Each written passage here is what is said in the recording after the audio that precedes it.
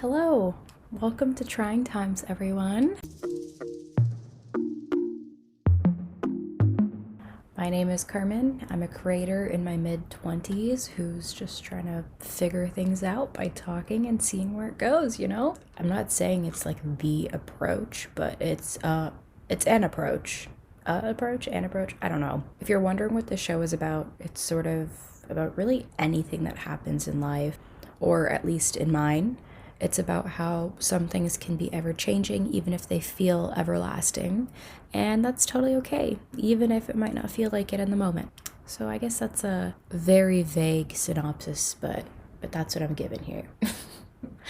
So, the past couple episodes have been a lot about mindfulness, journaling, making the most of life through subtle changes and such. This episode is going to be a little different from those. Today, I want to talk about the concept of how our favorite things impact us as people. And when I say things, I don't mean material necessarily, or I mean like if that's something you enjoy, then that could count too. But I'm referring to mostly things like music or food, television, film, etc. Those kinds of things. But there's just so much that impacts me every day and has so far in my life. So that's kind of like the wavelength I'm trying to go on. By the way, a quick apology and precursor if you're still here. I hope you're still here. We're like 30 seconds in.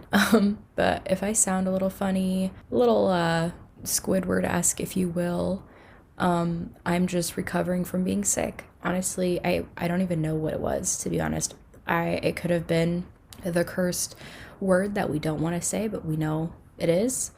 We know what it is, but it could have been a cold because that's going around. I have no clue because over here in Ontario, getting a test right now is seemingly impossible. And I don't register as a high priority person to get a test right now. So that's that. Such is life. And I've been in my house and not leaving and not in contact with anyone for almost 2 weeks now. So I'm finally feeling a little better, but I sound a little funny still. Also, I had this really annoying dry cough. This is not related at all to the episode and what we're going to talk about, but I had this brutal dry cough. So it was like a few days I was starting to feel better, but like during those few days, I kind of just kept coughing whenever I spoke. So I just wasn't talking a lot.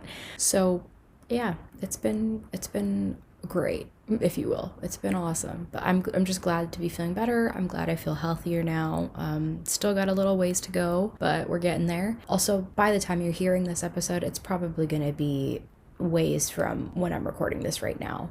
I'm recording this, it's like the second week of January, and you're probably not gonna hear this for a little bit from now, but no shame in pre-recording and pre-planning. This is what we do. It's just what works, okay? So yeah, we're gonna stick with that. Anyways, it's been fun just recovering. Not really, but just a gentle reminder to everyone to take a second out to check in with themselves real quick. If you haven't drank any water so far today, go have some water, I'm saying this as I have a huge jug of water beside me because I've just been dying from this dry cough. That sounds so insensitive. I've been okay, but I've just had a super dry throat, so I've been drinking so much more water, which reminds me that I need to be doing that. So if you haven't yet, go do that. All right, on with this episode. So, like I said, I want to focus on music and music videos and kind of just how that's impacted me throughout my life. So, for the longest time, and still right now, music impacts my style heavily. And I find a lot of the time for so many people, the two can go very hand in hand. So, when I say style, I mean usually that refers to clothing, but also kind of impacts I feel like in a way, kind of how you carry yourself too. I want to talk more so just about visuals in terms of like picking out clothes you like or where you might find that inspiration or kind of how that translates over time. I mean, even though this feels a little triggering, let's backtrack to me in like grade 7, shall we? Insert dreamy sequence music. Or a nightmare, I don't know. I actually don't want to at all, but let's just do it. Picture this, a brown girl about 12 or 13 years old with overly thinned out hair. I naturally have very thick and curly hair, by the way, just to paint a picture for you. So yeah, incredibly thinned out hair, including some intense bangs that at the time I was cutting for myself. Oh my God, never again, ever. Don't. If you think about it, just don't, honestly. This is already scary, as it was. I'm not that tall. I was probably about 5'2" then. I wore the brightest and tightest of skinniest jeans available. You name the color, I probably wore it. Hot pink, bright blue. I feel like I had yellow. I could be crossing wires. Maybe I didn't. I don't know. And then over that, over whatever colored skinny jeans, sorry, the skinniest of the skinny jeans that I was wearing, was a plethora of band shirts. Like Hot Topic's finest. And don't take that as a dig at Hot Topic, by the way, because like I still love that store. They hold down and they got everything okay. I love going in there to look at Funko Pops. Anyways, back to the back to the horror film I'm painting for you here. You must be thinking, it can't get worse, right? I wear flip-flops sometimes. Like with that. What the actual hell was that though? Like on me though, no one else. Dude, I had to live with it. And like I just get to roast myself for that because I did. If it wasn't the flippy floppies, then it was usually some high cut and very bright sneakers, like DC sneakers. Like that's the one brand that comes to mind right now. So yeah, talk about a 10 out of 10 outfit. Just wow. I don't know if I could ever show myself up now. That's fully a joke, by the way. I would like to believe I dress much better than that. No, not even believe. I know I dress much better than that now. So yeah, that was a 13-year-old Carmen. I feel far removed from her now, to be honest. Around this time, just based off of like the style of clothes I was wearing, you could catch me playing anything on my iPod. Anything like Cobra Starship, Breathe Carolina, and like Newfound Glory. It was a lot of pop punk type bands, and a lot of clothes I wore reflected exactly what kind of music I was listening to, and the colors correlated so well with the visuals of these songs from their music videos or like their album covers or single covers, whatever it was. And it was kind of wild, but also so cool at the same time. I don't even think at the moment, because in the moment when you're a kid, you're not like analyzing what you're listening to or watching heavily, and how that impacts you in your life. You're not thinking about that correlation constantly. Now at 25, I can think about that and kind of make that connection, but I wasn't thinking about that. So, I mean, like at the time, I really didn't care how I looked to anyone. I was just happy to be wherever, dressed however I wanted. And like my parents and like my siblings, no one ever said anything or made any comments. They just kind of like let me go through the motions of however I felt comfortable or wanted to dress, which like I praise so heavily. Like I just think that's amazing that they were just open to letting me explore with whatever I wanted to wear. I remember once, and I think I should leave a little bit of like a side note here, I grew up in a predominantly white neighborhood, and then as I grew up in the neighborhood I was living in, it slowly began to just become so much more diversified, which I was like, thank God. Like I can relate to someone can relate to me, we can kind of have that connection, and it just made it a little easier for me culturally to grow up and not feel so alone. But so yeah, there was this one time I remember at school, and there was this kid in my class who was white and was like super emo. He was like the most emo kid in our class, like super cool kid. I remember once he was just like, Carmen, why are you trying so hard to be like us? And I was like, whoa. But I think back on that now, and I was like, that wasn't even just like a dig at my clothes or my hair. It went a lot deeper than that. It was definitely touching on things of like, I at least I think like whitewashed type of themes there, or just the fact that I wasn't the same as him and his friends, I guess. So I mean, like in that moment I felt obviously a bit of this weird, almost embarrassment, but I also kind of just brushed it off and carried on as I was. I mean, this whole phase of like scene emo type beat I had going lasted till I was probably in grade 9 or 10. So about 3 years overall. And I just kind of like carried on and did whatever I wanted, and not so much like pause to think about that. I had a lot of other things going on as like a teen, preteen, so that comment wasn't really anything to shake me up a whole lot. But like thinking back on it now, I'm just like, wow, that was pretty messed up, you know? Anyways, I hope wherever that kid is now, he's doing well. I don't know where he's at, but hopefully you're alright, dude. When I entered high school, my music taste evolved quite a bit. Thank God. Nothing wrong with what I listen to. But it went through the motions. So it shifted from pop punk to indie and alternative types of genres. So I went into full on fangirl mode for like the Black Keys, Arctic Monkeys, Phoenix, and a bunch of other bands, which at the time I remember I really liked the Arctic Monkeys and discovered them when I was in like grade 7 or 8. Didn't really care too much till they came out with their, I think it was like a self-titled album or something like that. And that was when I was in like grade 9 or 10. And it, like, everyone was freaking out over this album, and I still listen to it all the time. Why don't I remember the name? I literally think it was just called AM. Let me Google this. If I don't, oh God.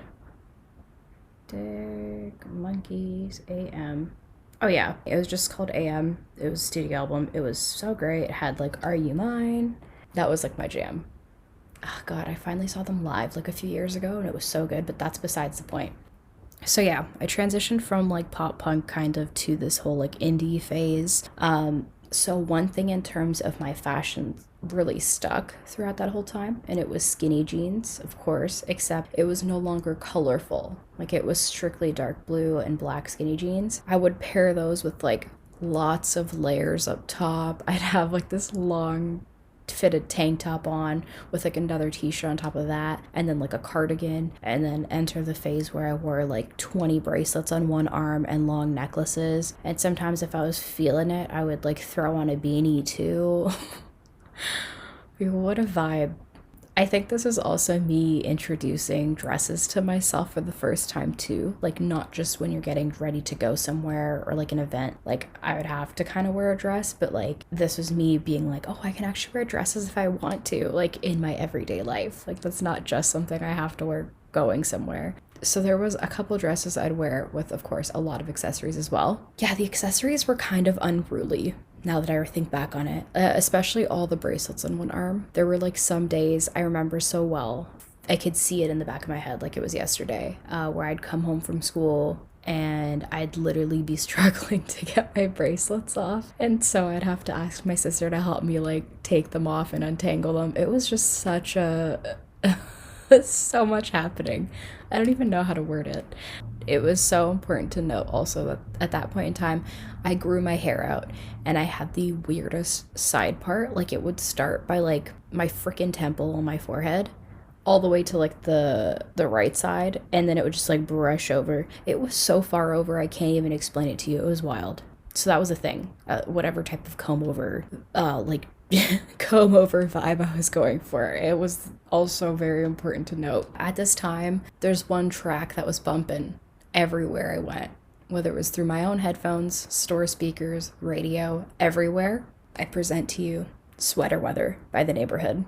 I was so obsessed with them and this song. I still love The Neighborhood so much. Absolutely. If you ask me like to list off favorite artists or bands, The Neighborhood will always be in that list for me. I love them so much. Their music is always solid. I can't praise them enough. So I was getting really heavy into them at this point in time. And it was because I feel like of my influence from that a little bit in other music, I was quickly introducing like just a plethora of black and gray clothing pieces into my wardrobe and like living out of them.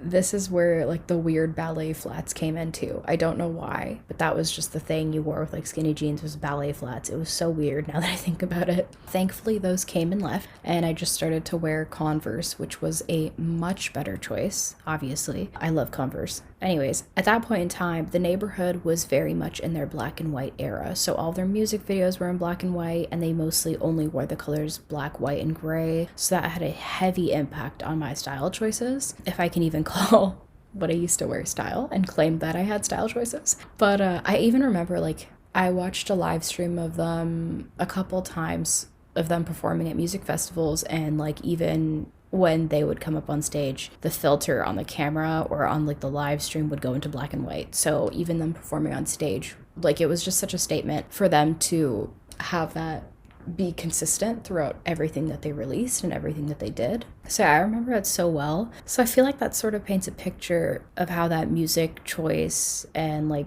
taste at that time, specifically both of those different times, directly impacted my appearance and choice of presenting myself. What about you though?